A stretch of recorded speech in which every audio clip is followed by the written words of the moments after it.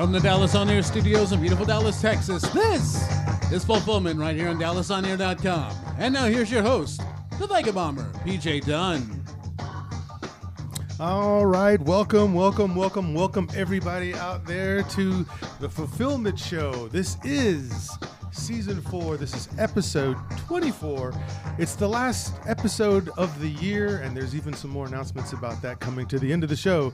So to do this show today and to do the show right, since it's going to be the last one, and I wanted to make this be a gift to you all, just like you're going to be giving gifts when you sit around that Christmas tree at your family's house, or maybe it's not a Christmas tree, maybe it's something else.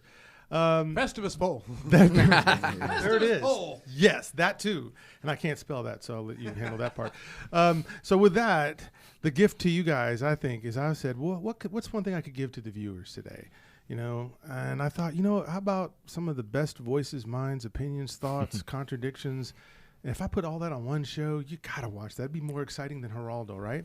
So what I've done is I've brought a couple people. I'm going to announce them first, and then I'll tell you about our topic, and then we're just going to roll with it. We're just going to have fun with this. So I hope everyone's ready. So this is not in order of importance or anything like that, because to me, every one of these gentlemen are important because they've all made an extreme and immense contribution to this show. When I first started Vegabomber, that was 2015. Oof. So here it is, 2022. So I'm not blind enough to think that I did all this brilliance by myself. I did not. I had some brilliant people help me. And so to go to that, I have with me Horror Mike. You guys know him. Hey, had to show back up. Yes, Always sir. A pleasure. Yes, sir. I knew you'd be here. I knew you'd bring some good stuff. Then there's the original gangster here that you guys hear me always give my shout outs to at the end of the program when I say it. If you wondered what a film samurai looked like, he looks like this. It's Carlos Salinas, the film samurai. Good morning, everybody. Ready to talk movies? Let's do it. Sir. Yes, Thank sir. you. Welcome back. Thank you, Sir, Zach. so happy to have you. And then, right, not to be forgotten, but showed up in a big way, came in, did a lot of support stuff, did a lot of behind-the-scenes stuff, didn't have to be coached on any of this stuff. He was just ready to go. It's Maestro. Chris, let him hear from you. Hi, how you doing, folks? Great pleasure to have been a part of this. Yeah, it's so awesome. And then, of course, the guy that's had to sit back and deal with the equipment. Sometimes the equipment got him. Sometimes he got the equipment. But either way, it's my trusty sidekick, K-Zach. We will now begin the airing of grievances. I have a lot of problems with Zack Snyder. Oh, here we go. Yes. And so with that, ladies and gentlemen, here's what we're going to dive into. It is the end of the year.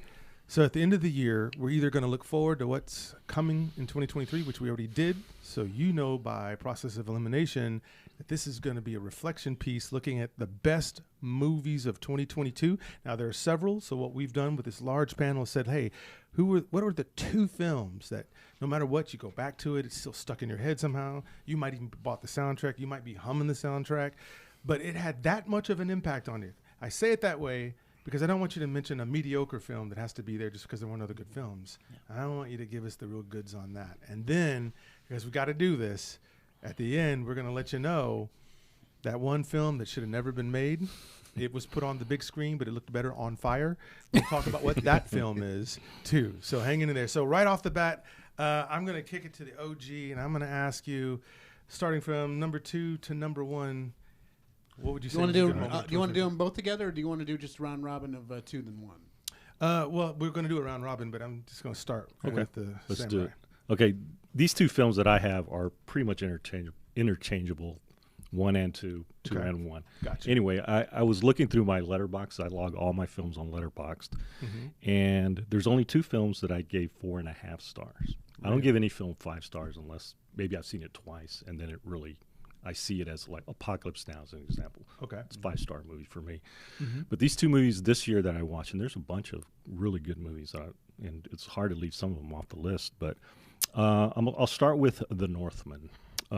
Robert Eggers directed, starring Alexander Skarsgård. Yes.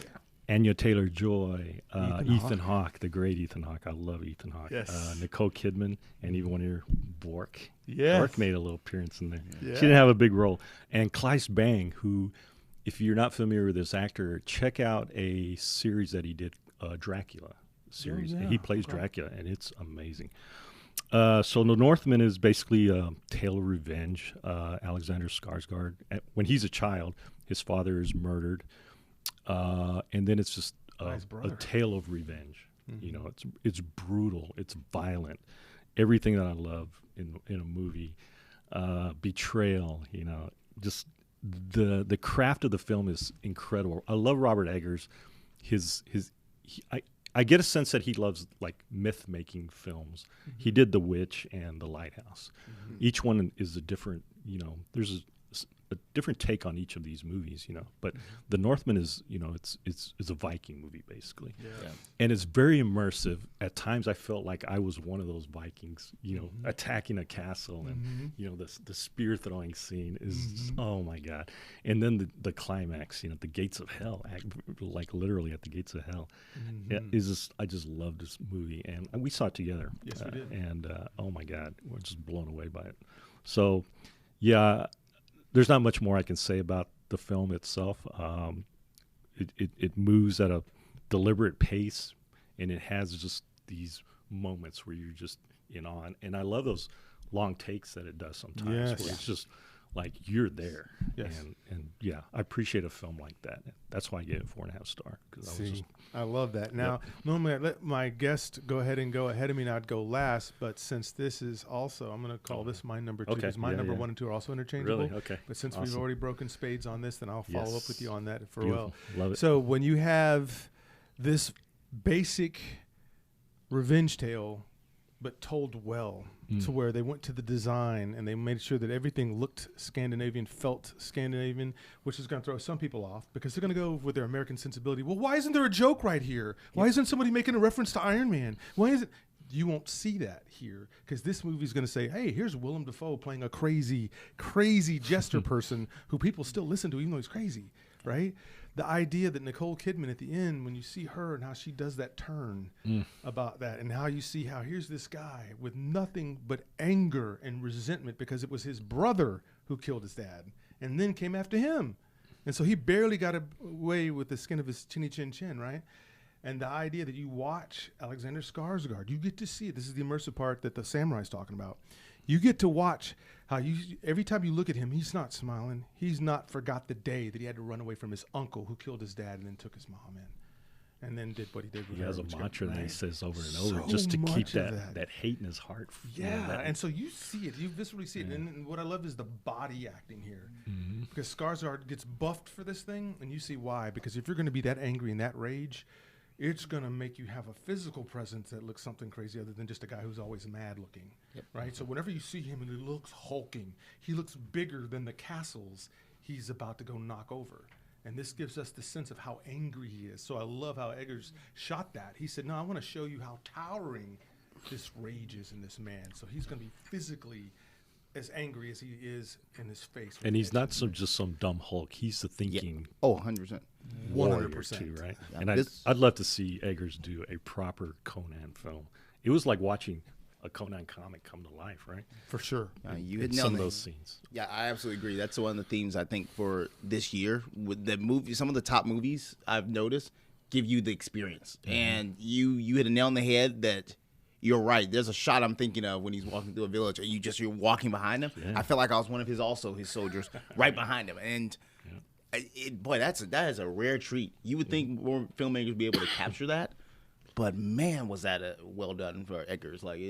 Powerful film. That was right on the edge of mine for sure. I think that's the point of films right now, is that they're trying to give us an experience. They know that, we could stay at home. We're barely out of this COVID situation, if we're out of it at all. And if you're going to go to a theater and you're going to hunker down money, they're trying to give us more for our value, which is why I think movies like this are now being pushed with the idea of, as filmmakers, this is our job. We've got to get you immersed in this. We got to think through the composition, the camera work, the performances. Yes. If we're going to do this, then it better damn well be something going to see, something painted for the big canvas. It can't be just some Game of Thrones style series, which no knocking Game of Thrones or House of the Dragon, but it can't be pedestrian in the experience, which I'm glad, because they gave us some really nice experiences for the big screen this year. Yes, they did. I think it's 100 that's 100% correct. And so, Mike, what's a film that was great for you this year that you think stands out? I am noticing a trend, so I'll add on like you both add on. Mine 1 and 2 are mildly interchangeable, but for a different reason. But I went and saw I've actually saw this movie twice. I saw Guillermo del Toro's Pinocchio. I am a massive Del Toro fan. I think he is one of our top living directors right now, like easy top 3. And it's a lot of it is due to his creativity, and he has a hard focus on storytelling, characters. No one would deny that. There's argument. So this is a movie which fascinates me because you all know I'm a nonsense person that loves horror and animation. I love animation, not interchangeable.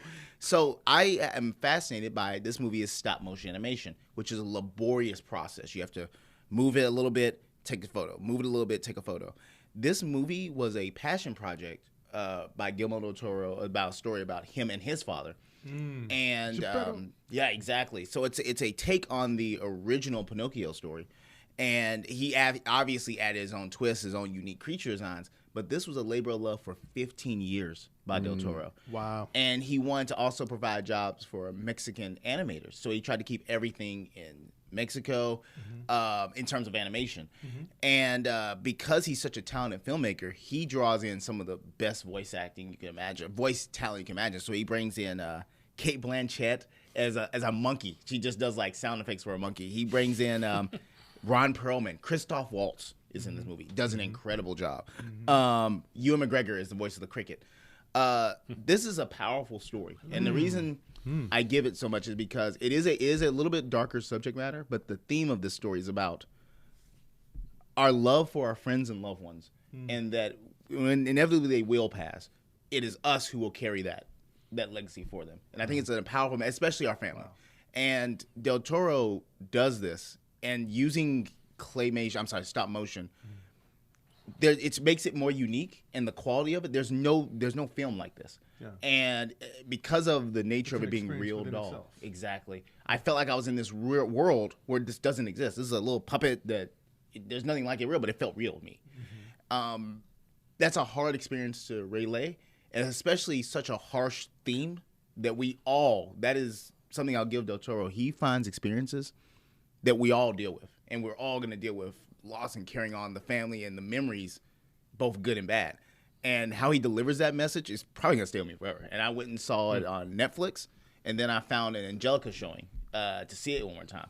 Just incredible. I think it's just an experience everyone should experience. The only people I would maybe not if you just genuinely don't care for animation, a lot of people do. They don't. I get it, but I think in terms of story, Guillermo del Toro delivers not a home run, and you can feel that labor of like 15 years on the screen.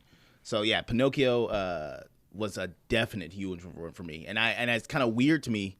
My top 2 was at the beginning, almost felt like at the beginning of the year, and my other one was at the end. It felt like there was a kind of a weird glut in the middle. Those are bookends. Yeah, they were bookends, and it felt like there really wasn't much as memorable as those. Like I'm really gonna take Pinocchio with me for a long time. Like it really stuck with me. Okay, so because I know it was, I believe, a Netflix exclusive, and you went to go see it on a big screen. Did it play better on a big screen than it did on a small one? I will get to my because that definitely plays to my number one. I think the story really kept this one. That I think you really do get more out of it. I'm sorry, you would definitely get more of it seeing it on a big screen because he had so many details to these worlds that are handcrafted and built. I was noticing like, oh, I didn't see that. There's like a character has like dirt on their hands because they were like wood crafting. I didn't catch that when I watched it on my reasonably sized computer. That's why I watch all my Netflix stuff on. I do recommend seeing it in theaters, but unfortunately, it was in theaters for 5 days. I know why Netflix does it, but I hate that all of you can't go see it now. Like you can only see it on Netflix now. I was like, what a waste. Yeah. What a waste. But I would have known I would have seen it. Theater. I didn't even know. A customer came in and told me, it's like, oh, I was like, it's showing? What? Wow. There's no promotion for it. It's only being promoted on Netflix. It's funny you were talking about Pinocchio, because the problem is there's some confusion about that movie as well, because Robert Zemeckis did one as well that I think was supposed to be released this year, disappeared, like came and went on Disney+. And so it's interesting that story still comes back over and over again over the years, whether we're talking about Spielberg's AI, which is definitely a reference to Pinocchio. Sure. Everybody thinks they've seen the Disney movie, they've seen it all. I remember as a kid seeing one that I swear to God was playing one afternoon on some cable channel. And it was an older school, probably, solid animation, but a completely different take on the story, but closer to the original source material. That's an actually very dark story, the original book, from what I understand. Like the animated movie I saw, I mean, Pinocchio kills Jiminy Cricket in the first 5 minutes. Yep, it's from the original story. Yep. And the crazy thing about that, this is a grim fairy tale, basically, about, you killing your conscience, the loss of innocence, those things. That storytelling, that's harder and starker material. So it's interesting that, and I got to meet, the reason I'm about to say this is because I met Guillermo del Toro once when he was promoting Hellboy at a comic book convention in Arlington. Nicest guy in the world. I'm telling you, this guy was a teddy bear. And probably, absolutely the general he needs to be on a film set for sure. You'd have to be. But he has a great affinity for heart amidst the darkness. Yep. And Pan's Labyrinth is the greatest example of that. And I think he's carrying it forward here with Pinocchio especially. Yep. I got very good vibes of Pan's Labyrinth, where it's a very harsh story to tell, but an important and beautifully well told story. So that's definitely why I really didn't get that much from any other films this year. Even my other top one didn't quite hit me on a personal level as that one did, emotional. Yeah, and that shows you the power of the movies. And I do love when directors go on passion projects and things like that. One that I might recommend to you, maybe, is a Star Wars artist named Phil Tippett. Did Mad God? If you, I want to see that so bad. It's insane. Yes, I did see that. I don't know if I'd recommend it, but it's something to watch. I did watch it. Working on that for like 30 years. Oh God, yes. Yeah, like that. Yeah, it was like a 30-year passion project. Yeah, for sure. So, Maestro, give us your runner-up to your number one. Okay, so it's interesting that me being the biggest Batman fan that I can think of, outside from one other person I've met in my life who puts me to shame, the Batman is absolutely my number 2. It would be my number 1, except it's not a very perfect Batman movie. I mean, but to me, it's an immersive experience, and it's being a 3-hour-long movie. I wasn't checking my watch waiting for it to end. Every moment, the biggest brilliance of it is that you're enveloped by Gotham City as if you were watching Blade Runner again. It felt that enveloping. It felt that immersive. The city is a character unto itself, which hasn't been that way since 1989, in my opinion, even with Nolan's movies.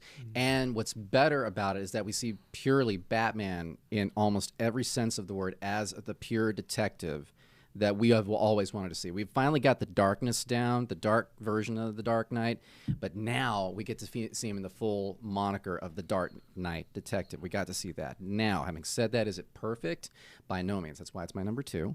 But the true mark of a film and how successful it is for you is, will you watch it again outside of your first experience? And I can happily say I have seen that. Now, will I see it as often as I like watching Batman Begins? Because I think that's the most pure and perfect Batman movie that has ever been committed to film. Yeah. I won't say I'll watch it as much, but I even put it on last night after doing a double feature of Die Hard and Die Hard 2, because that's just a Christmas tradition. Yep. But it's everything about it that I know that I love are, of course, for all the same reasons I know Zach hated it.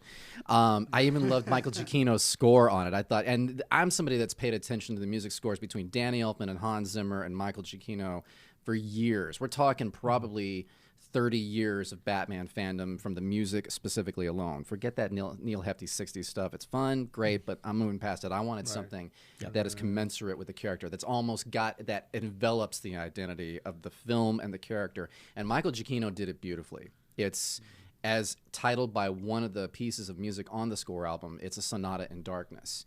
But it's not a depressing movie either. Matt Reeves, if you look at all the other movies he's directed, Cloverfield, the latter 2 Planet of the Apes films, all of them have sad fucking endings. You're sitting there depressed coming out of the movie theater. I was worried that was going to be the case coming out of Batman. And I wasn't. I wasn't depressed. I had a great time. It still managed to be a thrill ride in all the right moments. They echoed Nolan a little too much, I think, in some places. For certain. But it's hard not to. It's hard not to. We put such a stamp on it. He set a standard, and Matt Reeves was actually trying to measure and beat it. And I think he did in places, but for all the reasons that had nothing to do with, the thrill moments. It had more to do with serious character moments. And it's the first time we don't have to worry about duality or 3 identities. We didn't worry about Bruce Wayne. We worried about Bruce Wayne as Batman. It was more singular, more focused, and I'll argue this as well. It pontificates a hell of a lot less than The Dark Knight. That's fair. I can see that point. I will say, listening to all of Fulfillment, I watch every episode, and I think it would be your most talked about movie on the show this year. Like genuinely, it was brought up either as a reference to another thing or brought up wholeheartedly, and that's not a knock. It's just that. I almost think that was this year's kind of pop culture touchstone movie this year. Sure. This and another movie we'll talk about. And the movie, I felt, you mentioned Batman Begins. I do think Batman Begins is stronger. I will say this is why I'm excited for the second one, because the reason I think Batman Begins is so amazing is it's such a great foundation, being such a solid across-the-board movie, that we then got The Dark Knight, which is as close to, in my opinion, as perfect to a superhero movie you can get. Yes. And that doesn't exist without the geniusness of Batman Begins. Yeah. And we've talked a lot about these things. Again, I've watched all the shows, and I think that just shows you what Matt Reeves did, got people talking. And that's impressive, especially this year of movies, where a lot of people, movie will come out, and the next week no one was talking about it. People were talking about the Batman even now. Staying power. And I would argue the reason why that is because of Christopher Nolan. Yeah. Agreed. Because if Christopher Nolan's Dark Knight didn't exist, you wouldn't be sitting here trying to compare it to it, and everybody tried to compare it to it. Yes. And here's the only knockout argument I have for the other side. People don't understand what Christopher Nolan was really trying to do. He was trying to show a Batman that didn't want to be Batman anymore after he saw what was going on. Yeah. That's what everybody missed about this movie. And they also missed the fact that this is the first time where the villain kicked the hero's ass without really kicking his ass in the movie. Heath Ledger outacted Christian Bale, and we know how great Christian Bale is. Yep. Yeah. Right? That nobody can ever take from that movie, and that's why that movie will always be held in regards. And I think that Matt Reeves did a great job. He did a couple of things. I would give him dock him on one thing.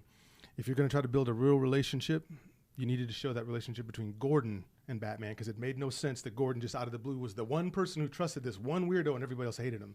That would have made that movie really even scare Dark Knight even more if you could have explored that relationship. Yeah. Because nobody's done the Gordon thing to that level, and he had a chance. Christopher Nolan did it in Dark Knight, and we really appreciate it, and also did it in Rises. But the difference is, I think the reason why it's going to be hard to knock Christopher Nolan's Dark Knight off is because it did things that people weren't expecting it to do, and it did a different story that had never been done. No one's done a story about how Batman doesn't want to be Batman anymore. Right. And the other thing, they always make it seem like he's just compulsive at night, going out beating up people and leaving for leaving for Gordon. Yeah. But to tell the story of a Batman who realizes, as smart as I am, why would I still want to keep doing that? Yeah. And we did our hour on the Batman. We did our full hour. And Absolutely. like I said, I have my issues with it, and I'm not going to go into those today. If you want to go see that, you can go back to our episode. Yep. But the two things that I liked about the movie were Gordon, Jeffrey Wright. Jeffrey Wright, and John Turturro playing Falcone. Yeah, those are the two things that I liked about the film. That being said, one of the problems that I had with it was the pacing. If it had been broken up into a 6-part, 30, 40-minute series on HBO Max, I would have been probably more fine with it than I was, because that thing was a slog. It was a real slog. In some it was a places, slog for me. Yeah. And I was checking my watch. Something that I noticed about that movie, just in passing on that one for sure, is I did notice a lot of people. Funny enough, now I think about it, I don't think I thought about this.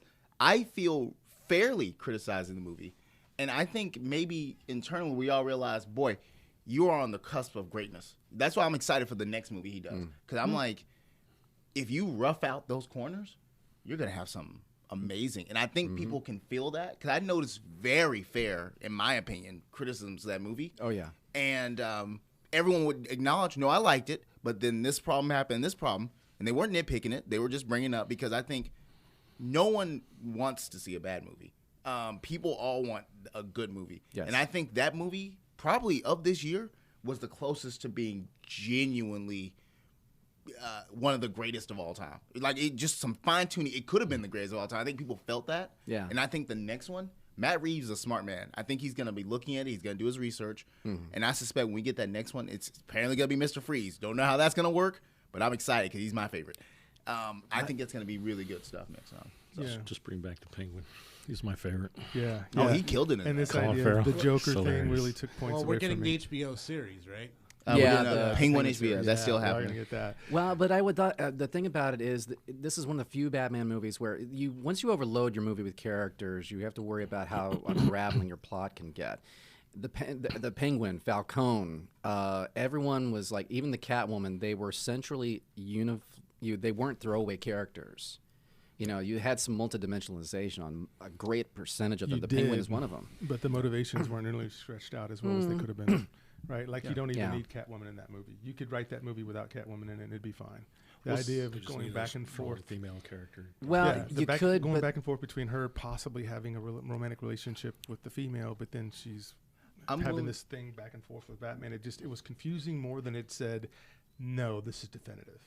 And I think when you see Nolan stuff, it's definitive because he did the same thing. Notice he had Falcone, he had Commissioner Gordon, he had Two-Face. Yeah. He had many characters as well in his. And even in the last one, he had Catwoman and Bane. So again, I'm like, if you're going to introduce these characters that are already big and loved by a lot of people, you have to make sure that they're definitive. And I think he left a lot of too much gray on them to where you could have gone any which way you wanted with it, which then isn't as much fun as when someone says, this is what Joker looks Which like. maybe is Zach's point about making it a series. Correct. Would have helped Yeah. just let's hope fleshing out those characters and their motivations and Yeah. what's going on there. Right, but let's hope that He builds on it. that he builds on it. And to Mike's point. But the thing is that I don't want to have to go to a series to make sure that I understand the next movie. So let's hope that they've got that figured out too. Yep. Because that's a big complaint we all have about going from one to the next. Yeah, Agreed. that's for 100%. sure. Okay, Zach, how about you? What's a runner-up to your number one? Oh, my number two. My number two is one that came out late in the year. I just saw it a couple weeks back, but I thought it was absolutely a joy to watch, and that is a movie called The Menu. Heard a lot about it. Anya The big Taylor-Joy. screen debut of Mark Mylod. This is a story about. This is a tale starring Anya Taylor-Joy and Ray Fiennes. Ray Fiennes plays a chef who he and his dedicated staff invite a crew of basically select clientele to enjoy a menu that will probably be the finest meal they've ever had until something goes horribly wrong.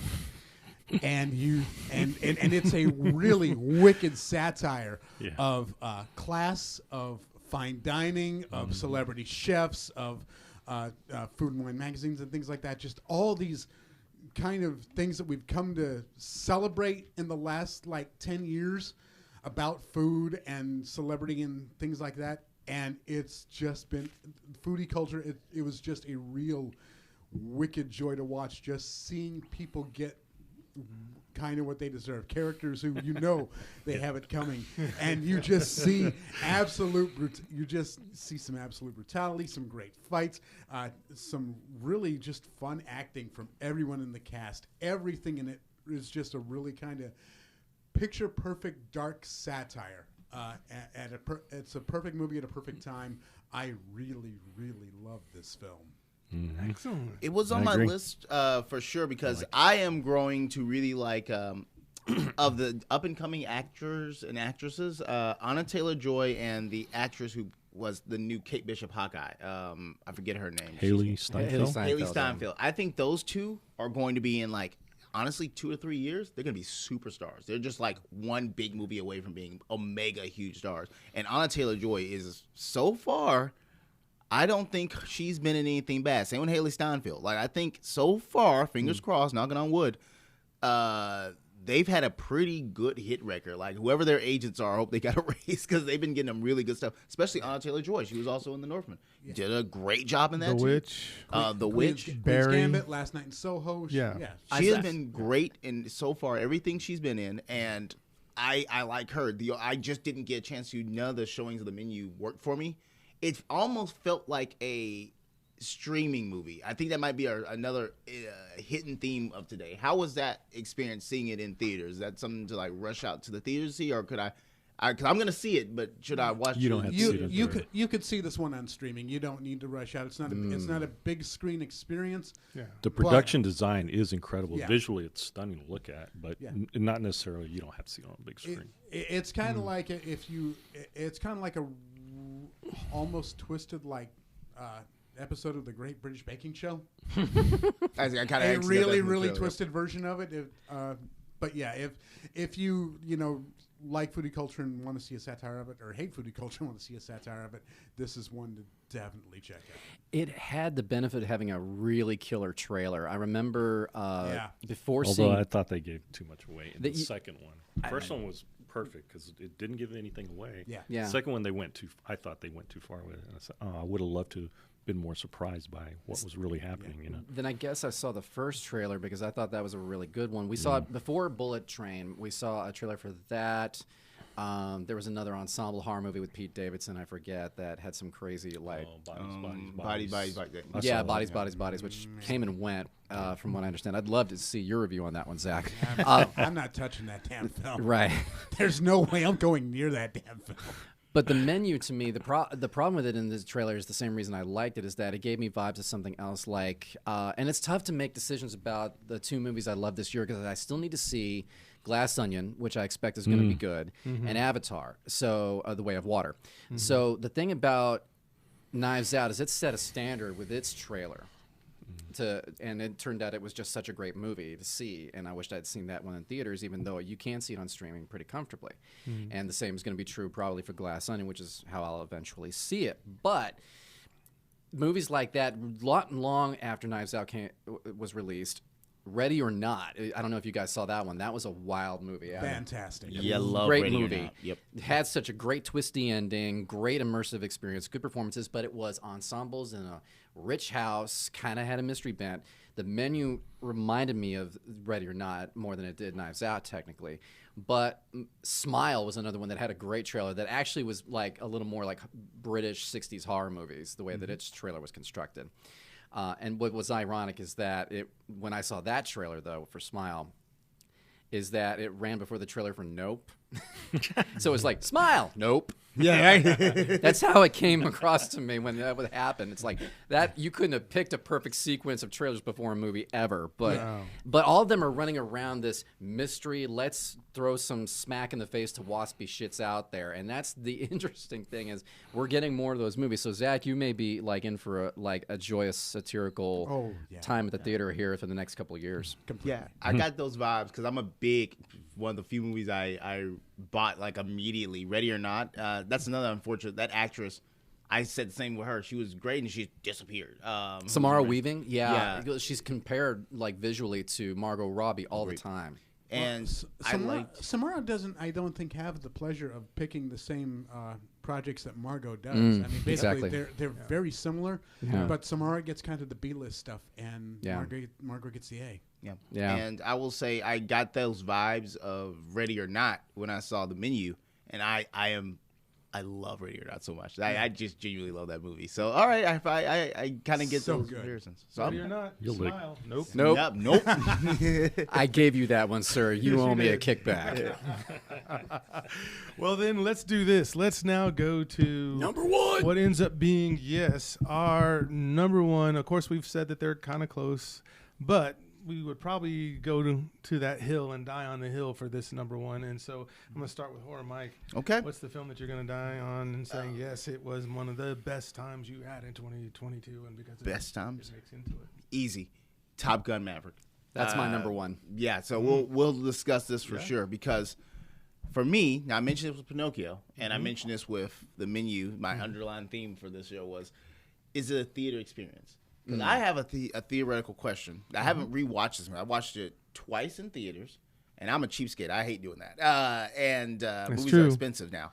And the experience of seeing Top Gun on a theater is just that. It's an experience. I said the same thing with Avatar: The Way of Water this year. I saw that while it was strong. Top Gun immerses you in this beautifully cut 2-hour movie. Sound design.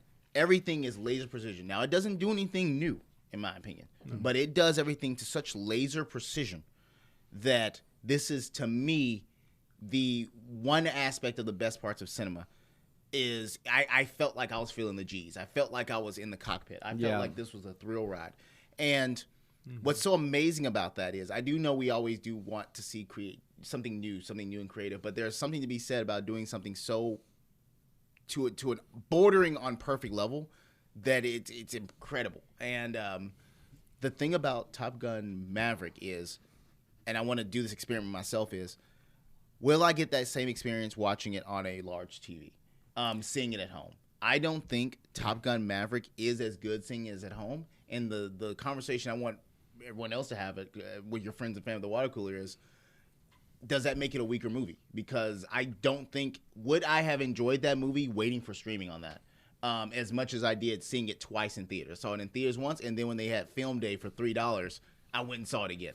And I still was intense. I was still jumping when shots were flying by my head. So it's been a while. I want to say since Ford v Ferrari, since I had a feeling where I walked into the theater and I walked out like I was on the ride, like I was tired, I was physically exhausted. I don't think there's been any other movies in the last several years that have pulled that off. Northman comes close for me, but the last time, no questions asked, that pulled that off for me, Ford v Ferrari. In 1917. And, I'm sorry, 1917. Thank you. He knows me too well. He knows which one I was at. 1917, Ford v Ferrari, and Top Gun. Mm-hmm. I felt I was there, tired, and it was like a ride. But I want to use that because I think we can merge this, because I want to discuss it with you also on this. Yeah, I'll tell you, I have some personal reasons why I love that movie, but I'm going to set those aside just to be more specific about why I think it will work on repeated viewing for several reasons. One, you said it didn't do anything new, and yet it does, but not necessarily from a story perspective, and yet it does. I'll explain that in a minute. But everything Joseph Kosinski did for this movie, from setting up cameras in the cockpits of actual fighter jets and training the actors to be able to be cinematographers and directors, to call those cues, to be able to get them footage, to actually to get the immersion level we were talking about. I mean, sound design, there's always new techniques there. There's always new techniques from directors of photography, all the technical categories.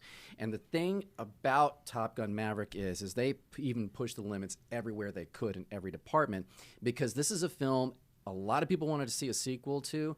And year over year, as they didn't get it, they were like, whatever. Well, if I get it, I get it. I'm not going to complain. So now no matter if you were still a diehard and wanted to see a sequel, or you let it go, or you dismissed the first one, having another one again had to be legitimate. It had to have a genuine reason. It could have been a very stupid, silly, rushed product had a sequel been made years ago. And also, we've stretched the statute of limitations of how long you can go between first and second movies now with this one. The last one, that I can think of being the longest stretch was either Kingdom of the Crystal Skull, before that Aliens. Yep. There's probably been longer. Those are just two examples. But the thing about Top Gun Maverick is that they pushed even the story to the limit. They had Chris McQuarrie as one of the screenwriters, and you're never going to find a better screenwriter out there, in my opinion. There's a lot of great screenwriters, but he's a damn good one. And because he knows the audience will question it the same way that all of us do as audience members. They have to question that to make sure the story's strong. And the story is what is going to make that thing continue to be heartfelt. Because we're talking about a main character. And we're going to see this, I think, a little bit more with Indiana Jones or any of our older characters that we've grown up with, which can be a crutch, and we got to be careful in filmmaking that doesn't become a crutch. But we're looking at Maverick on the other side of his life now. The reason you love Top Gun is because he was cocky and he was ready to jump in the air. He's a maverick. He lives to the name. He lives up to the name. Yeah. But in this one, he's having to learn how to truly move on. We thought at the end of Top Gun, when he threw those dog tags off the edge of the aircraft carrier, that he'd let Goose go. But we come to find out he hasn't. Yep. And everything that he's facing, coming to a reckoning, coming to a full circle moment in his professional and personal lives, especially with certain key moments that I still don't want to announce as spoilers, even to this day. Sure. Although it's kind of been thrown out there on the internet. Everything that affects him personally as a character is a reason to watch this movie, because it's more than just getting in those jets, pulling G's, fighting off things. But everything about his character, you see some point of it where you've seen a multidimensionalized, wiser Maverick. You see him growing as a human being, where it's great to see that coming of age in the first movie, but now you're seeing it on the other side of his life, which I think is important and a good reason to watch it again. Now, you don't want to be there if you don't get the experience. So I think I would argue with you that the experience has to be just as good on repeat viewing. And I have a large TV and I have a surround sound system. I still kick up Top Gun. My first way to see the first movie was at home, not in a theater. But you're biased, though, and you know it. You said it up top. Well, I am biased because I grew up in a military family in an Air Force. There you go. And Thank you. But so I get what he's saying. So there's two things. Let me get the distinction correct. Yeah. So you're saying the new stuff that was done was more the technical aspects. What he's saying is the narrative isn't anything new that we haven't seen before. And I would argue he's correct on that, because we've seen the guy who was once the young hot pup and now he's the older Ben Kenobi to somebody else's. We've seen that. That's not new. And I think that's what he was trying to say, but you're not wrong, because technically, yes, it did do a lot of new things, and that's what blew a lot of us away, because when we went back to this movie, we didn't expect that. We expected a campy sequel to it, but what we got is a little bit more because of the exact thing you just said with all that technical pieces done to it. But I would say the story, no, that's not what drives me to it. Right? For me, because I don't relate to that, even though I am from a military family. My father was Army, though. Yeah. Right. My brother was Air Force. So I wouldn't say on its own, and I think that's what Kazak would also say, on its own, the story is not just going to make you go, wow, this is the greatest thing. The thing is, they didn't mess it up, because every other sequel messes it up. They copy too much what came before, or they bigger or better it, which is Jurassic World, domination, everything else, the Fast and Furious movies and all of those. Somehow this movie came out and did a sequel, partly because it didn't come out between so we had a chance to miss it. Yeah. I think part of the problems with these sequels now is you get the sequel within 2 days or 2 years of the last movie, when other movies that are similar IPs are coming out telling the same damn story. Black Panther, anybody? So when that happens, you get exhausted because you're seeing the same thing, even though it's a different IP telling the same story, basically. And I think that's what Mike's saying too. And I want to add on, I watched on Netflix. You only see on Netflix. No, you hit the nail on the head. Guillermo del Toro made very succinctly what I think at the core of all of it is with Pinocchio. He's like, you can have the most fantastic elements in existence, but you could have all the most over-the-top, unbelievable elements in your world. But what has to be real is the characters. Yes. I believed Maverick. I believed Penny, Jennifer Connelly's character. They made decisions, and those characters made choices that felt real. Based on so the excitement and over the topness, and there's some over the topness that are over the top in Top Gun. The last act. The last act. I'm sorry, but guess what? I was invested in it and rooting for him because I now was invested in the characters. Pinocchio, that movie has no real people in it, and yet those characters were real to me. Like it felt like I was there rooting for those characters. Maybe 2 hero shots of Tom Cruise wasn't enough, right? So I think you believed in Tom Cruise, now you believe in Xenu too. So I'm sorry. If I say any more, I'm gonna no. I will say what does end on my list, and I've been noticing, maybe it's just an older thing, and I've noticed what really sets me off with bad movies now is the characters. And not buying the character. This is why I think Star Wars Andor was so strong. A show I didn't care about became so touching to me. And then I found out I'm a Mandalorian because I bought these characters. These characters made decisions that seemed realistic based on their life experiences and goals. Or based on the context of the film they're in. Bingo. That's another great example. Sure. And I will say I am noticing that seems to be a lost art in most movies right now, where they don't seem to have a focus on the character, or they have such a focus on spectacle. Top Gun showed me you can have spectacle and still have great characters. That was my point about it. Yeah, and that's what I love about y'all that. were in agreement. I think y'all were in agreement. Y'all just had a different road that y'all there. Parallel, and that's why I think that's why I'm so excited to rewatch it again. I ordered my Steelbook, and I want to see how I walk away from it, because 2 times in a row I walked to that theater hype. Let's see if I do that. When I put in my and I would Steelbook. say this, and then I want to hear the film Samurai is number 1. I'd say this. Part of it is there weren't really a whole lot of great movies coming out this summer that handled giving you the real summer thrill. See, so Top Gun gave you that thrill. It was what all the other summer movies, Lightyear and Jurassic, that they should have had, but they didn't. Old-fashioned blockbuster. Yes. Yeah. That's Mind what you, the Top old Gun days, was. 70s summers, Correct. movie And I love the fact that Tom Cruise was the one that said, don't you dare just release this on streaming. this has to be felt. This is an experience. You have to put this in the theater. But if we're going to spend that many years learning how to film these kind of dogfights and all that kind of extra technology, which you highlighted wonderfully, Maestro, then it deserves to be on a big screen. Because again, what is this about? Is this about for any blow Joe, to just sit down at the house and have the kids running around and other stuff going on while he's just kind of tacitly watching the game, kind of tacitly looking at his fantasy football? Kids, stop! No, this is a movie where you don't need all that. You just need to be sitting down in front of a screen because the screen is enough. Yeah. And so for Tom Cruise to argue that gives me props for him. For doing that kind of thing. Now, to Kazak's fact, I believe the same things he believes about some of the characterizations also. But I want to hear this film Samurai, because this guy watches a ton of movies, y'all, a ton of movies. So whatever he says is number one, I usually shut up and just listen because I just want to hear this.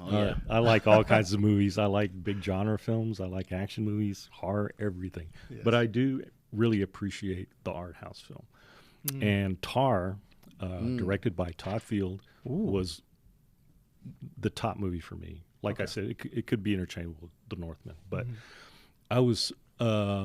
This was actually a really immersive film for me, in the fact that the sound design was so well done.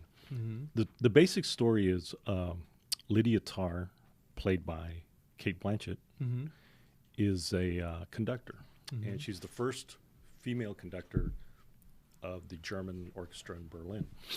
So it's a very heady piece. It's a character piece.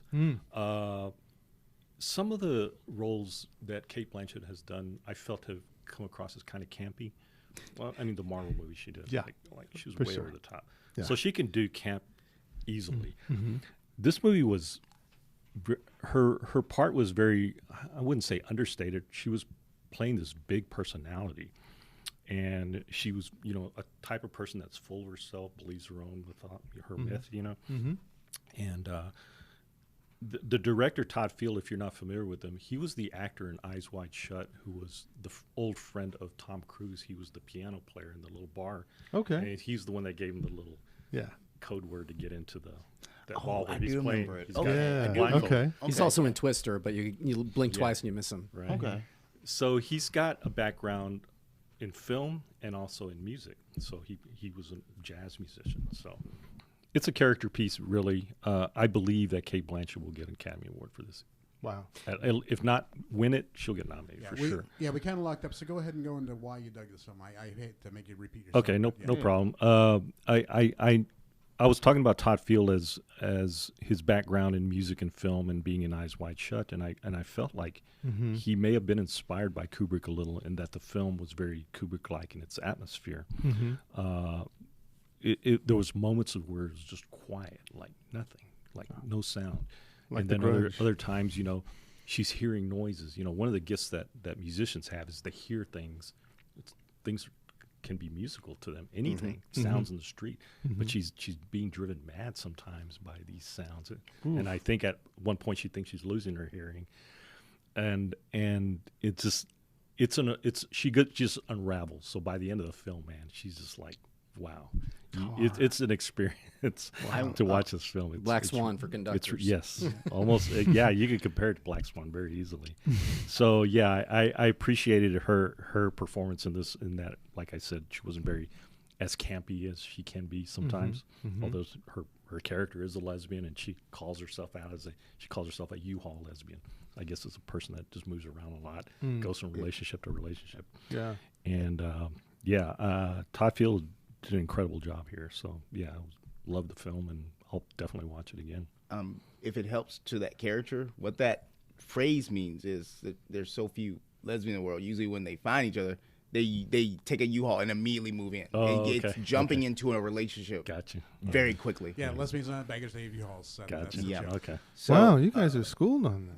Yeah, I wouldn't. I would hate to interrupt with such a trivial fact, but it may have added to that character. Well, I still found it trivial, so you interrupted. So there, right? You failed. You failed. Right.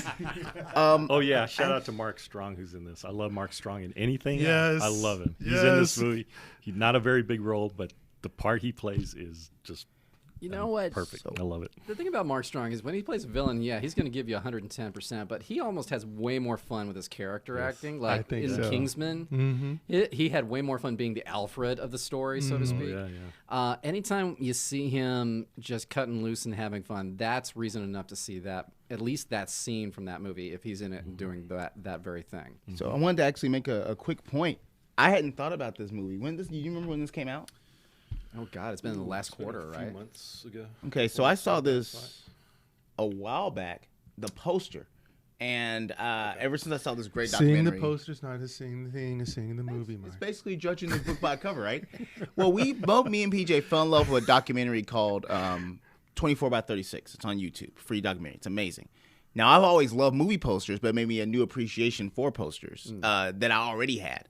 And Tar, there's this poster of Cate Blanchett, like with this conductor pose, that I remember seeing that, and it kind of took my breath away. I was like, what an powerful image. Yeah. And I looked it up because, like, I'm like PJ. I was like, okay, Film Samurai's talking. Let me take my notes on which movie to watch. And I was like, that's the poster. That's the one.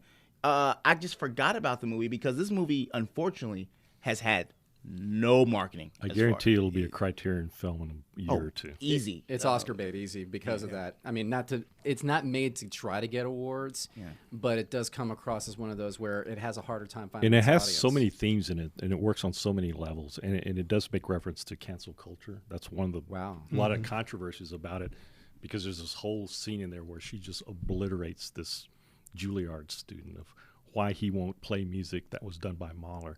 Oh, because he's a white colonizer, blah, blah. And then she just goes off on it. It's a great scene. You have reminded me of this, and I think that's another unfortunate big problem. There are so many movies now with the way things have been since 2020. The bigger movies get all the attention or the play, I think. This is a perfect movie. I want to see this. Now, granted, I laughed, I chuckled. You say she does a little bit more quirky roles. Yes, Cate Blanchett was a monkey in Pinocchio. That's hilarious to me. She just does sound effects. I will just say, I hadn't heard about this, and all I did was see a poster in a theater, and it blew me away. Yeah. And there's clearly talent behind this. It's a movie you'll only see at the Angelica or something like that. And I never expect a movie like Pinocchio or this to get the same budget that Multiverse of Madness gets, right? But I would expect you to give me something, a YouTube video. This is the same problem the Northman had. Northman had almost no marketing. It had more than Tar did, to be honest. There was at least some greater there was some reach. Exactly, and I think this looks great. I'm looking at the cast. Yeah. I'm listening to. Tar's a movie where it'll end up on looks top great. 10 critics list, but nobody will. Oh, what? Oh, this movie was on a critics list. I haven't even heard of this movie. Yep. That happens every Oscar season, Sure right? does. And Look at the Sight and Sound list that just came out. Like, Because the people are sheep, The and top they're gonna keep film is showing- like, who heard of this movie? I've never even heard of this movie. The people are sheep. They're going to keep going to see every Marvel and DC movie and think that's the greatest cinema. It's like, no, it actually has nothing to do with Marvel or DC. All the films that are actually great, when you go back and look at it, you're going to see that there's not going to be one Marvel movie or one DC movie, unless we're going to count The Dark Knight into that situation. It won't be any of those. I rolled Plus, my eyes the the other best day when I movies found out will be- Iron Plus the Man marketing made the for this- National Film Registry. It's like, Well, my I God. mean, I actually think that's a good thing because as long as other films of great renown like this get their fair shot too, which it's hard to see that happen, but They're not going to get a fair shot because the trailers for this movie Tell it. never landed in front of the Thank Marvel you. screens. They Thank never landed you. in front Thank of you. You know where it landed? At films that play at the Angelica. There you go. May I ask a quick question? Because I want to. Well, we got some more to do here. We got lots to just do. But go one ahead, last make it quick question. They said she's German. Is She's it not German. She plays in a German orchestra. She's like the first female conductor who plays in the Berlin Orchestra. All right, I was just curious if it It was takes place in subtitled. Germany, but she's not German. I was just curious if it was subtitled or not, or if it was it's not a foreign subtitled. film. It's mostly English, some German language. All right, perfect. I'm you definitely go. adding this to my must-watch for now. Got Thank it. you. We got to move. We got to move. Okay, Zach, you're number one, and then I'll get to my number one, and then because y'all talked about your number one here, so it's K-Zach and me. Go ahead, K-Zach. All right. So I love exploitation flicks. I really, really do. The most fun I had this year. Are you serious? The most fun I had this year was a film called Mad Heidi, which is not my number one, but it's the most fun I had watching a film because it celebrates how cheesy and how wonderfully terrible film can be. Sure. Go to www.madheidi.com. pay the $10, see the film because it's so great. I can't say how great it is. But what I will say is great my number one is actually kind of a twofer. And again, it's my show, my rules. So, I'm going to go ahead and break them. And that is my number two, number one are X and Pearl. Yes. Carlos Salinas recommended this to me, and I would, of course. Oh, I'm glad you saw it. As soon as I, Yeah. As soon as I Pearl saw was even. I thought Pearl was even better. That's what for I'm me. going to get into. Because, X is the tale, is a very simple horror film. You have 5 people who go out to do a porno shoot at a farmhouse, and when the owners of the farmhouse kind of get wind of what's going on, things go horribly awry. And the film is absolutely disturbing with the old couple because they're such disturbing monsters. And you see, and it feels like an old 70s exploitation flick. It's shot and colored perfectly in the way that those 70s films should be. And it's absolutely just amazing to see Ty West bring that out. But then you go from a 70s sleazy porn flick to a sleazy exploitation horror flick. And the kills are creative. The tension is palpable. The actors are phenomenal. The cast is really great. Mia Goth. Oh, Mia my God. Goth. Mm-hmm. Yeah, Wow. and I will get specifically into Mia Goth as I talk about Pearl, because these two films were shot simultaneously. And as Mia Goth, and what you get in Pearl is the seedy and the grease exploitation. You now get kind of a really colorful 30s, 40s, 50s kind of movie.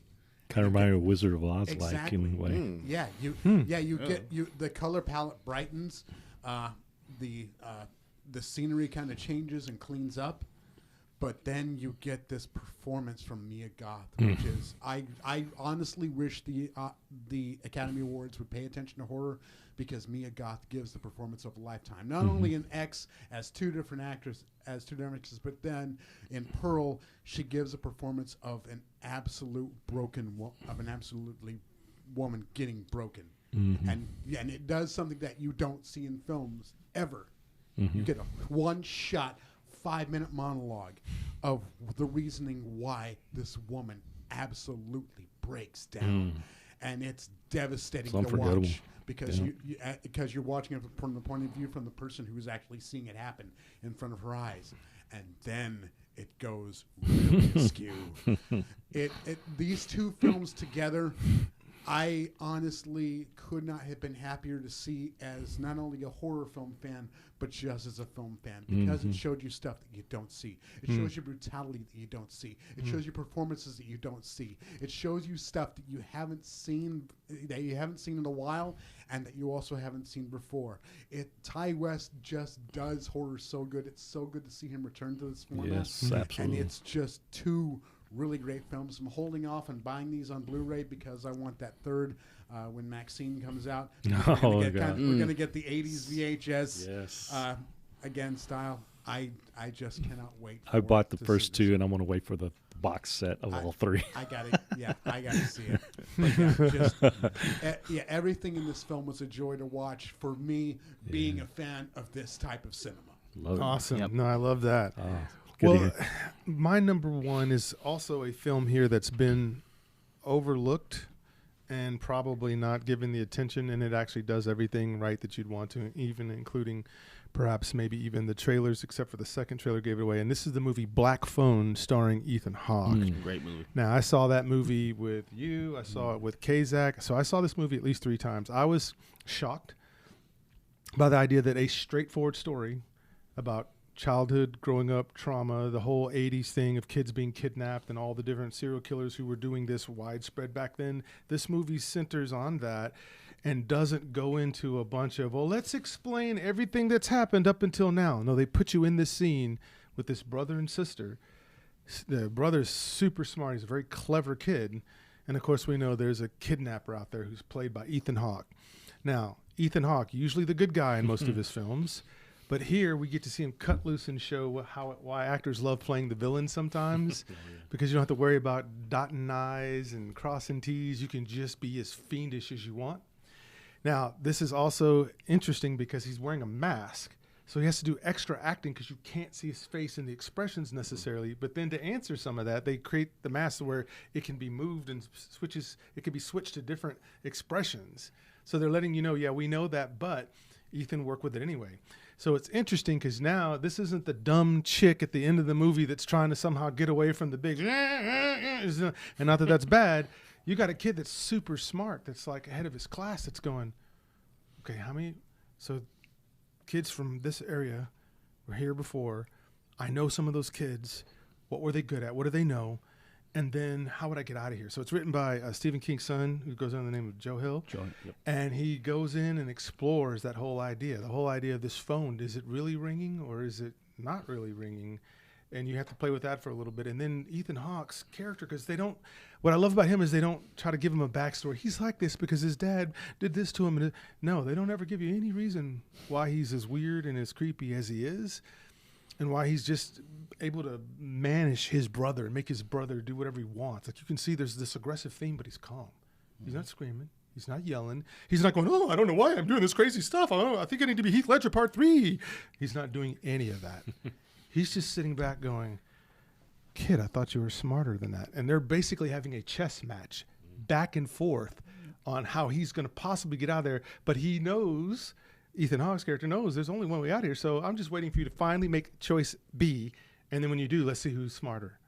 Right. And so there's, for just a horror film, right, that basically you could say is a kidnap film, but it was simple and straightforward, but it dealt with the trauma and it dealt with pain and it dealt with loss.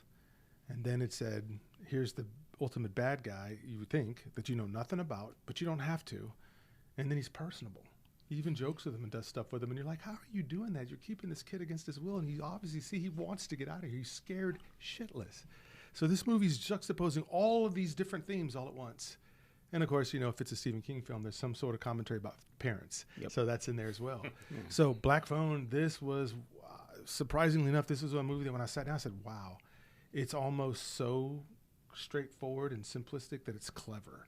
That it avoided the common tropes and traps you see in most of these films. There's a ton of good horror movies like that, too. I like Barbarian. If you ever seen Barbarian. That was great. That was something different, Horror not movies the usual. I think horror movies are getting a lot more, like, they're having their heyday now because people are finally never think that a trope is bad because from analysis, that gives you the foundation to figure out how to do something better. Right. Yep. And so horrors are having their renaissance of creativity. You look at a movie like The Purge, which I think has the best idea ever for a horror movie because it plays on an actual instinctual fear we all have that unfortunately we're kind of 2 steps away from in society right now as it is. Yeah. But things like Barbarian or I don't know that Malignant falls in this category too, but even Ready or Not, we're looking at, whether we're looking at society or angling on society, we found new ways to tell a horror story and actually scare the shit out of people. So again, Zach, you're having the time of your life right now, aren't you? Yeah. I set you up for that. Occasionally I get a good one coming down the pike because, again, horror is having a heyday. But horror, again, and Michael, go with me on this. Yep. Is that it's so cheap to produce. It's so easy to produce. They're always small casts, small budgets, big returns. Yep. And like I said, this one was actually a decent one for teenagers. This is a decent horror film for teenagers. It's not the screaming, good date door in movie. the mall. Yeah. I think I can see it in a certain way. Yeah. It's a good horror film for anyone like 15 to 20. Yep. This is the kind of movie that makes someone a horror fan. Because there's a lot of like tropes. This will be someone's first horror movie that they will be like, I got introduced to a genre with this movie, and they can snowball from there.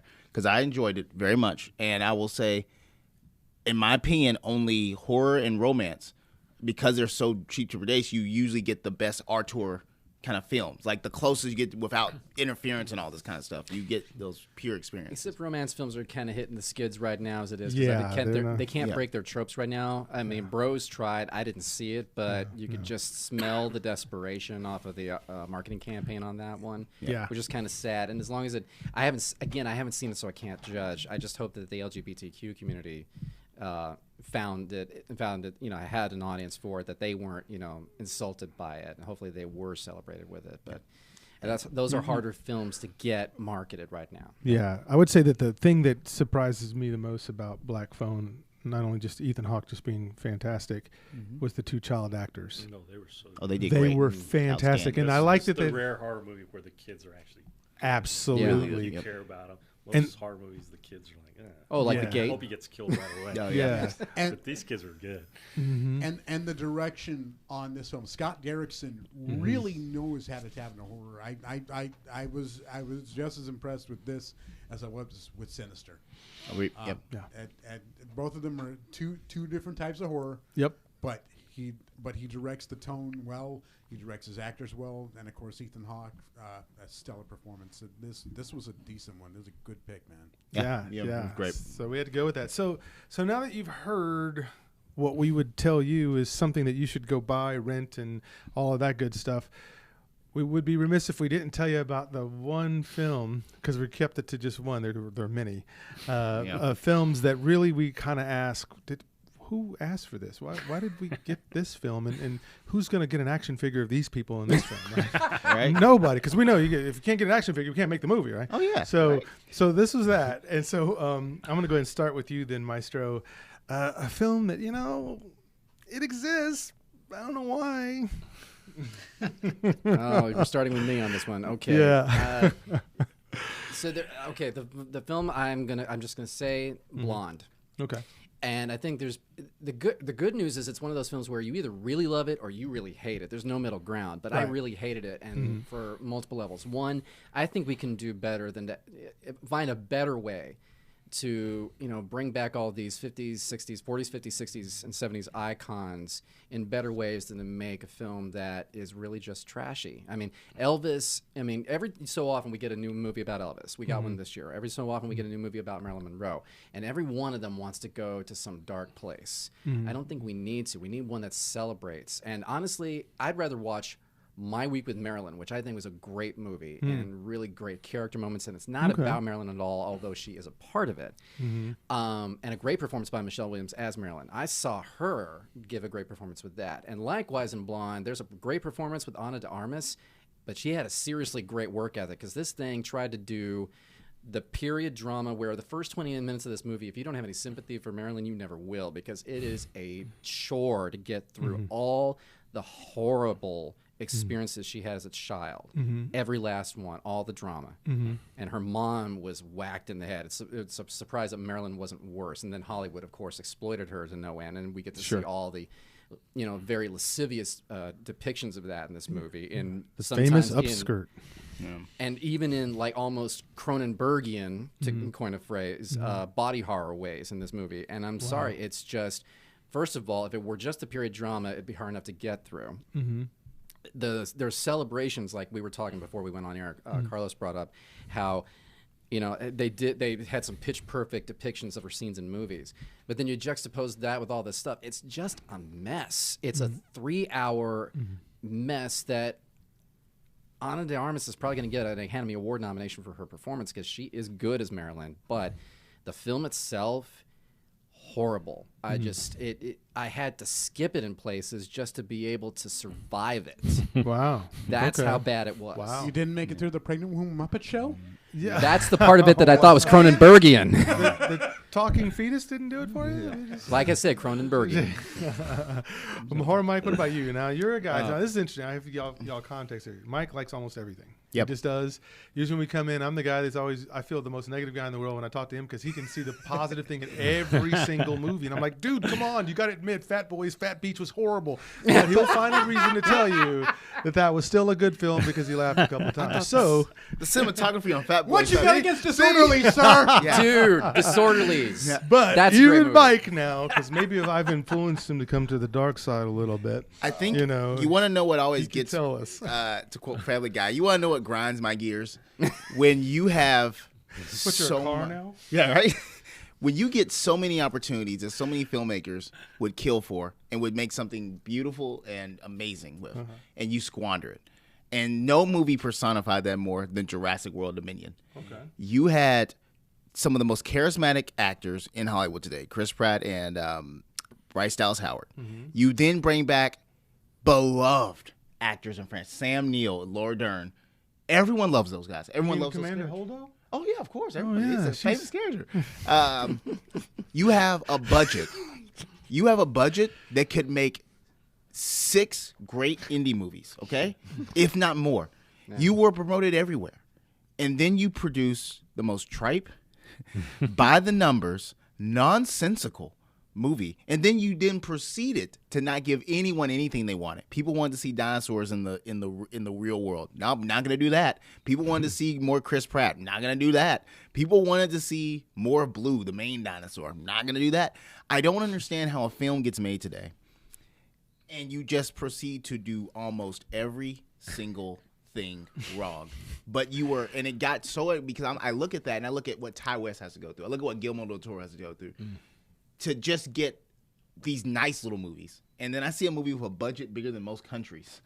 And it made me angry, man. I got so angry. And I watched it on Peacock and I was like, why did this exist when other movies didn't get to exist? When a movie like Northman doesn't get a bigger marketing budget, but this movie gets a marketing budget bigger than multiple neighborhood costs. It's crazy to me. And that's what always will get under my skin. When it's just like you have every opportunity to succeed and you almost aggressively don't succeed. Yeah, I taught him how to do that critical stuff right there. Oh, yeah. Yeah, very clearly. I think Fat Beach is a far superior. Oh, he was reverting. It didn't work. I got to put the mind control back on him. So there you go. That's my like. I want to keep it positive because there's so many good movies out there that I wish I could come here and say how great that movie was. Don't do that. No.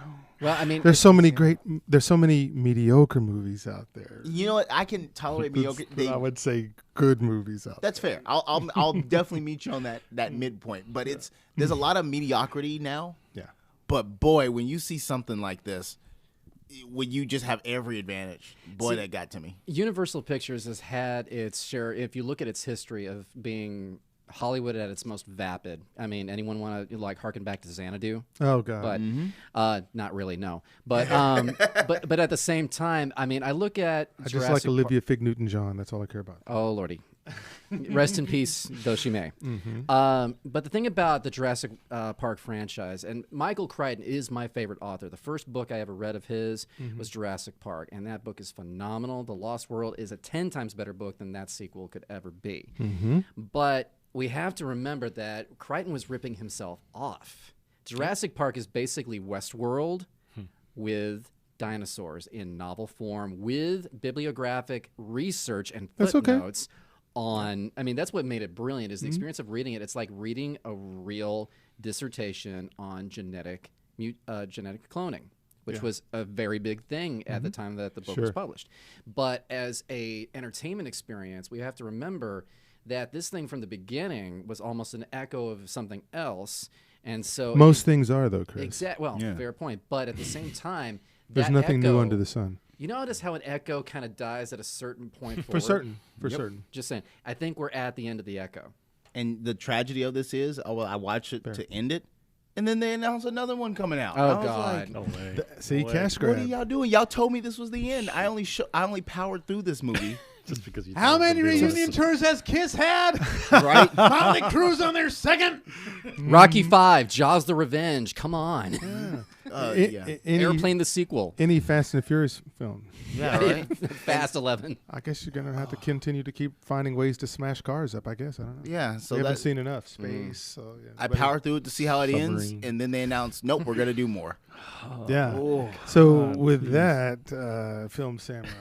All right. Again, if he doesn't like, so if he loves a movie, that says a whole lot, and if he doesn't like a movie, it also says a whole lot. So Film Samurai. Yeah, I always hate to say I hate movies because I don't hate movies, but they can disappoint me, right? Like you watch a movie, you're expecting more. Oh yeah. And when they don't deliver, it's a downer for sure. Yes. So I went and saw Bullet Train, and I was expecting something entertaining, fun, a lot of action, gunplay, but this movie just kind of, I just watched it, and then I left the theater and I forgot about it 2 minutes later.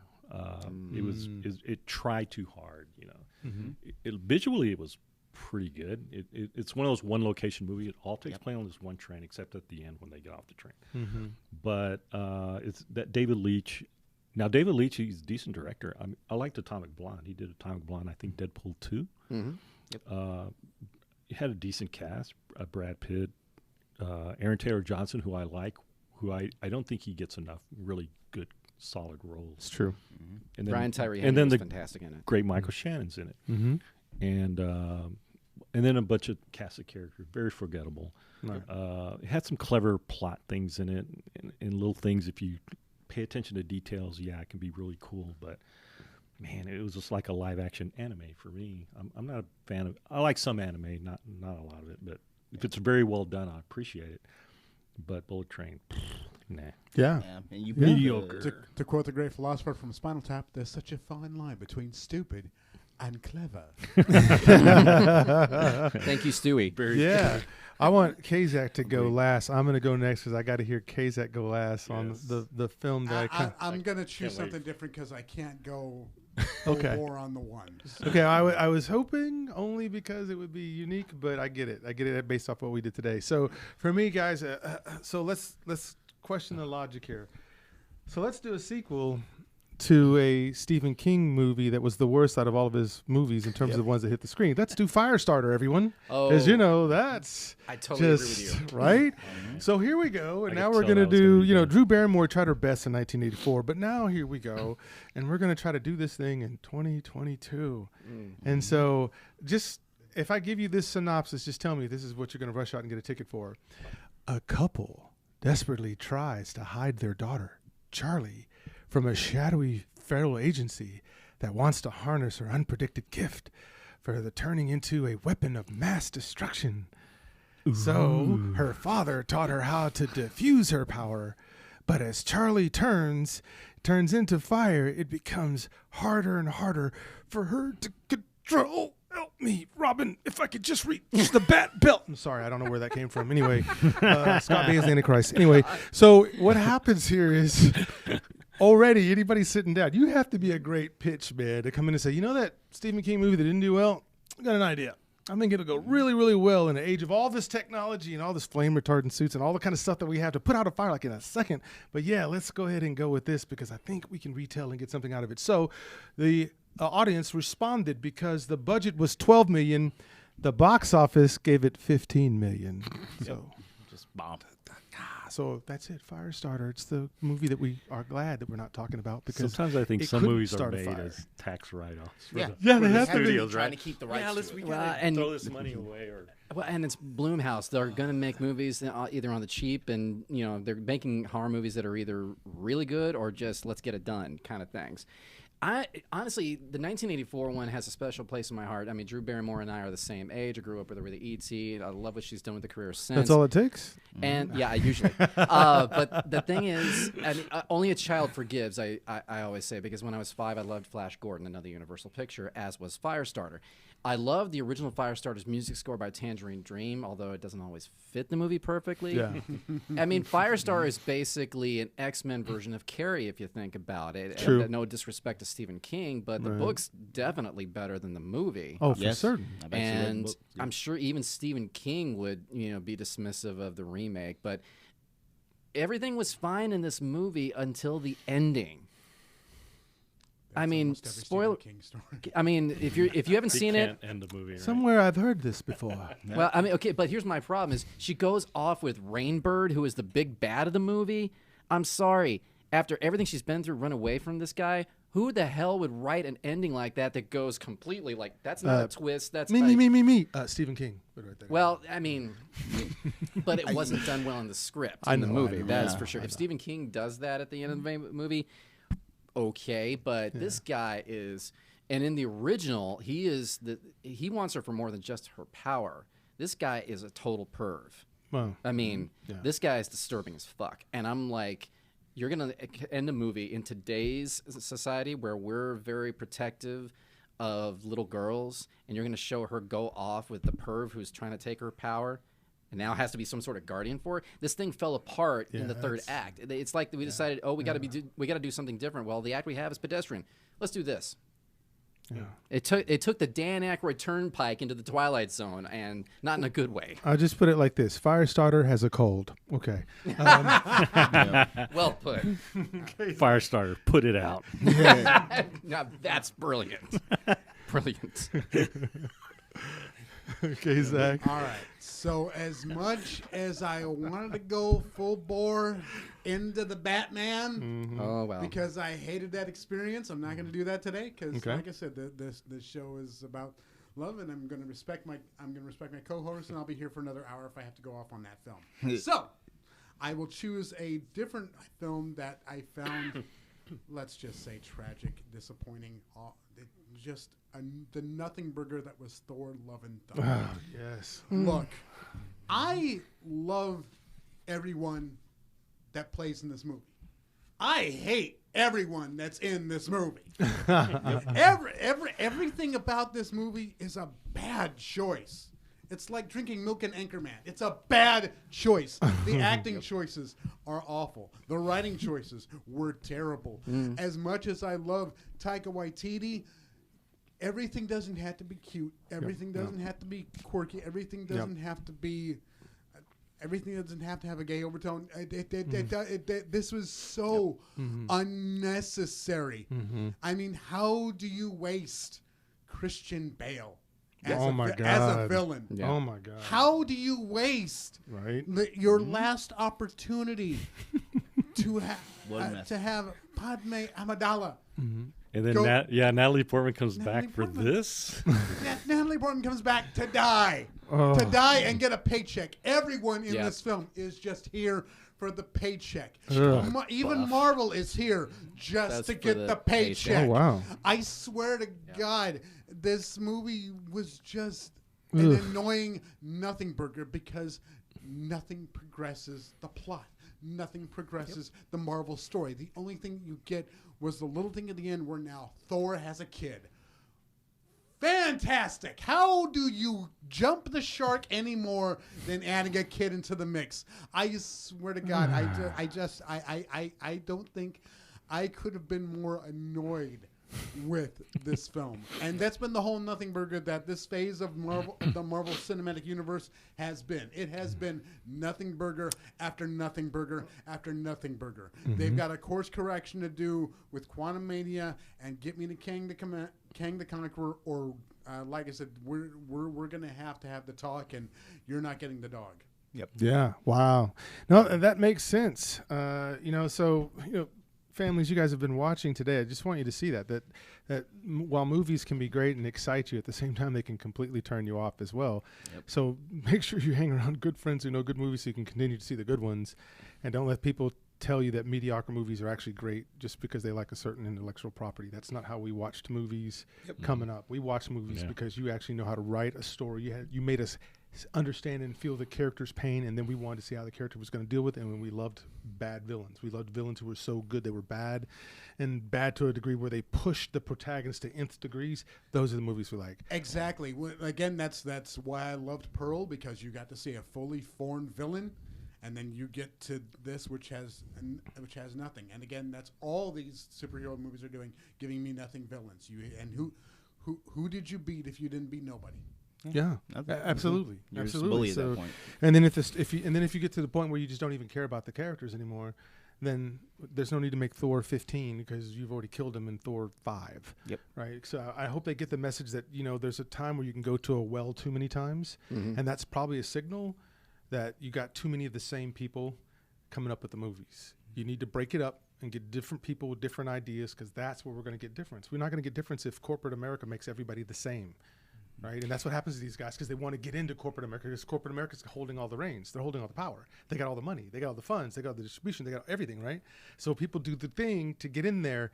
But what I hope, Ryan Coogler, please listen to me, is that Black Panther 2 was trash. I'm sorry, it just was, right?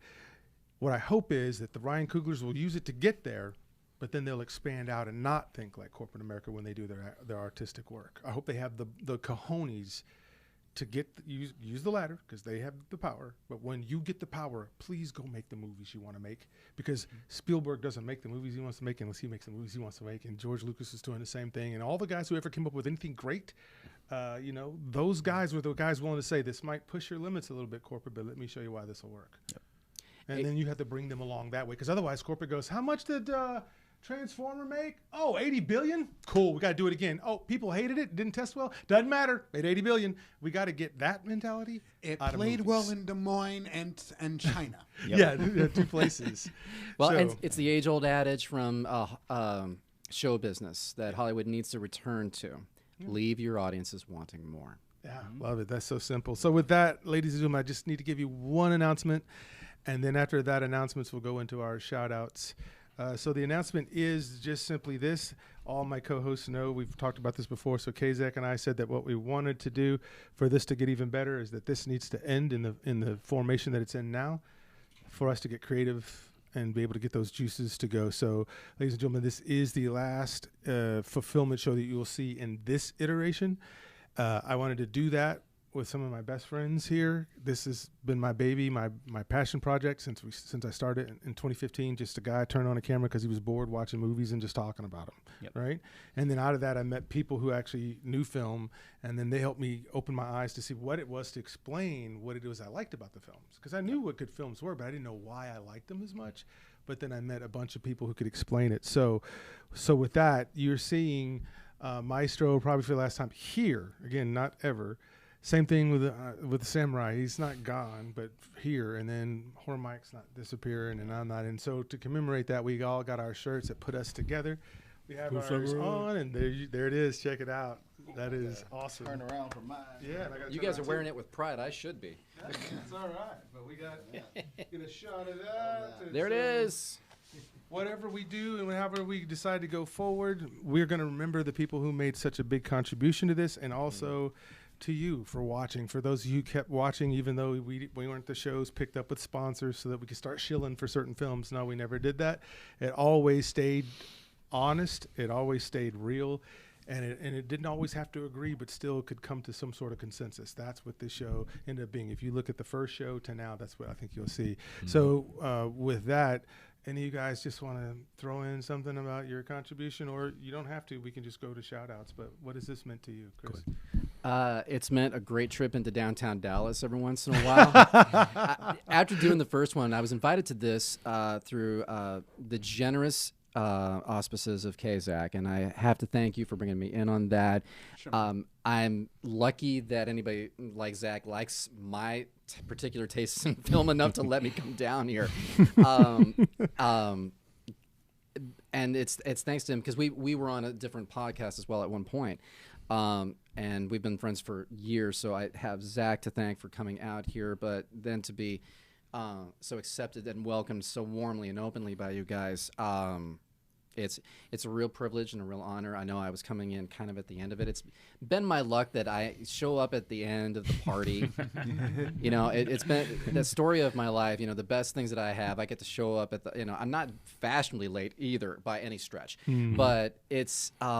But at least I got to have a good time with you guys, and I really appreciate that. And thank you from the bottom of my heart. You're welcome. You came, you saw, and you got the T-shirt. Exactly. I haven't. at the beginning didn't get the T-shirt. It's real. It's real. You mentioned movie posters. We really need a fulfillment 27 by 41 movie poster commemorating this shit. That's what we All our want. pictures on it, yeah. PJ, I just want to say it's been an absolute blast to do this with you. Yeah. I love, when we'd get together for lunch and we'd just talk movies. We'd talk for hours. Oh, God, There's yes. more than once where I went back to work late because we just got into it. Especially our Star Wars conversations. Oh, Those are the best. Those should be recorded for posterity. Yeah. But yeah, thank you. This beautiful shirt. I'm going to wear this with pride. And thank you so much. And shout out to my cousins out in California, Joel and Stella, who I got to visit over the summer. Had a great time with them. My son and daughter, Matthew and Nicole.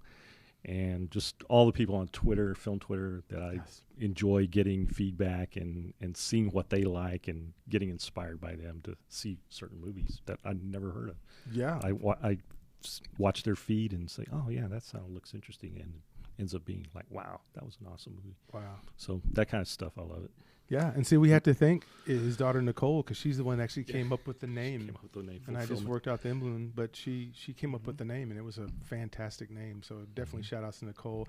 And by the way, guys, and before we get to Mike, I've got the artwork. The artwork is mine. So if you're wanting another color of the shirt, or if you want to give one of them to somebody in your family, just let me know, right? So I know the designs are on the back, but fulfillment's on the front. But if you want one where your design is just on the front, that's easily happen. You just let me know if you want that, and I can make that happen for you. Sweet. Okay, so or Mike. I will say this has been outstanding for the years we've done this.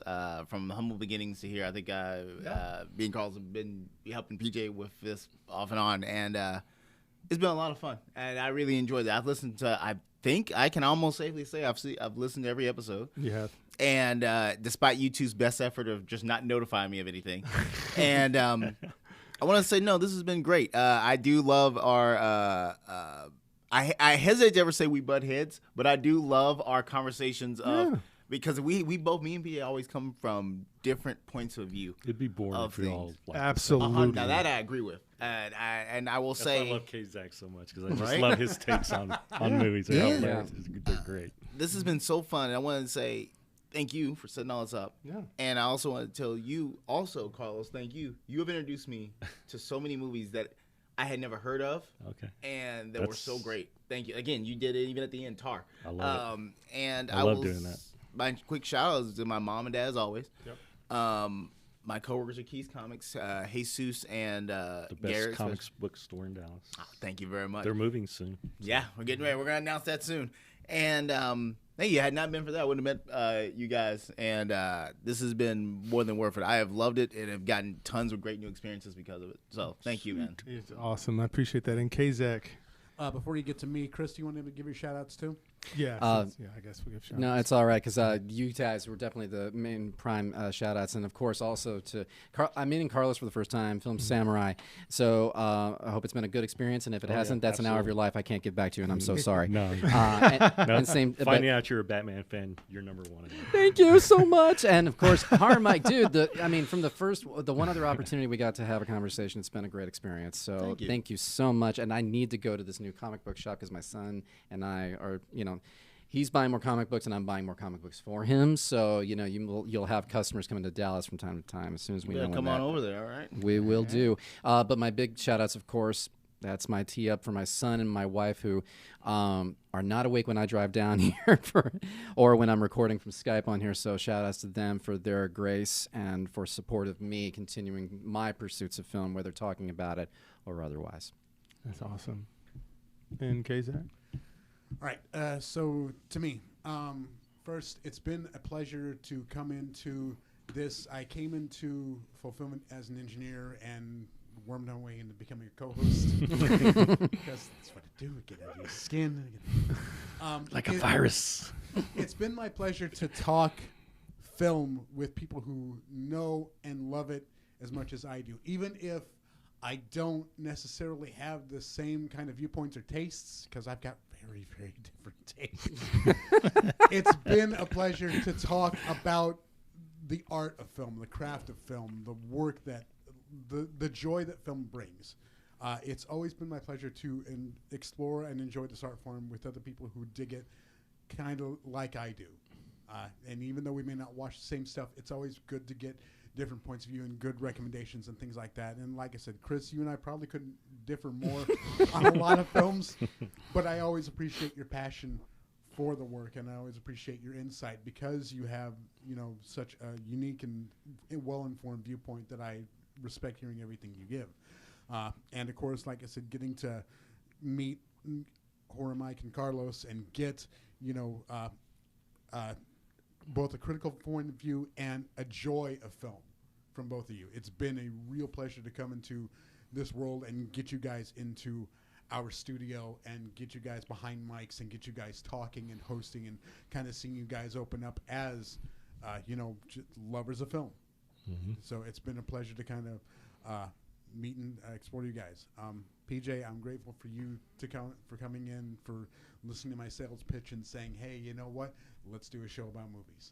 And we come in and we talk, and we've been talking movies for 4 years, and it's been a real pleasure to go in and watch films with you and talk films with you, because you and I get very similar on viewpoints. And like I say, I may not have the same hatred that you do for the Marvel Cinematic Universe, but Like I said, it's good, but I understand where it comes from, and it's good to have that understanding. And it's always been great to have insight from you on the craft of film. That being said, I need to give my shout-outs because, of course, with this being the last fulfillment episode, this is more than likely going to be my last run with Dallas on Air for a very long while. So I do need to thank the folks who got me here first, and that's, of course, Christy Jedi Goddess and Mike Legaki for bringing me in as a one-time shot to becoming the engineer, to becoming the co-host. It's also been, of course, my pleasure to work here on DallasOnAir.com, first working with Cole and Eddie on the Rantcore Pit, and of course coming in to engineer various shows here on the network. And I'll probably still come in and do that from time to time. But I do really, really, really need to thank Jedi Jansen and Catherine Chensky for allowing me to come in and do what I do, and appreciating what I bring and letting me be a contributor to the studio and this platform. And I urge you to continue to support Dallas on Air. Speaking of which, and I got to get this one plug out, PJ, before I let you go. Right now, because we are in the holiday season, we're getting so close. Please find the GoFundMe for a very Spidey Christmas. The owners of this station do a wonderful charity where they go into underprivileged neighborhoods here in the Dallas-Fort Worth area and give out toys. You can donate. You can drop off toys here at the studio, and there are other various boxes. If you look on our Facebook for Dallas on Air, you can find the locations of those. Or if you just want to give funds, you can go to the GoFundMe for a very Spidey Christmas. And like I said, just give to folks who don't have so much this year. Like I said, Jansen and Kat dress up every year as Spider-Man and Spider-Girl and go out into the neighborhood and bring joy to kids here in the Metroplex. And it's a really, really important thing. It's a really wonderful cause, and I'm grateful to them both. Love those guys, and love what Dallas on Air has done for me for the past 7 years. So it's from the bottom of my heart, thank you guys for letting me be here for every incarnation, and I wish you guys much success in the future. That's awesome. And so finally, I'll just say, since I've already said something to my contributors, to you, the fan that's watched, that have been watching, certainly I would have loved to have 50 million followers like everyone always dreams of doing. But for those of you who came back, I do need to mention you by name because I can, because it's so few of you. But it doesn't mean that your impact of you watching us and being impacted and then telling me, yeah, I'm the one fan that loves you, PJ. That's awesome when I hear that at the grocery store. So Brandy and Barry Austin, that couple, that's awesome. That's invited me to many different movie sit-through things where you just sit and watch 8 movies in a row, right? So you just bring a pillow and a blanket, because you're going to be there for a while. Sean Presley loves these films. He does stuff he watches everything I do on Vegabomber, just when I'm doing movie reviews, not just for film it. Lauren Wiedauer is a former Rad fan with me. He used to race BMX with me. He watches the show. He's been watching from Wisconsin since we started. Tristan Fraser, very, very good friend of mine, is also somebody that's in the same field I'm in terms of working with people in terms of their behavioral actions in organizations.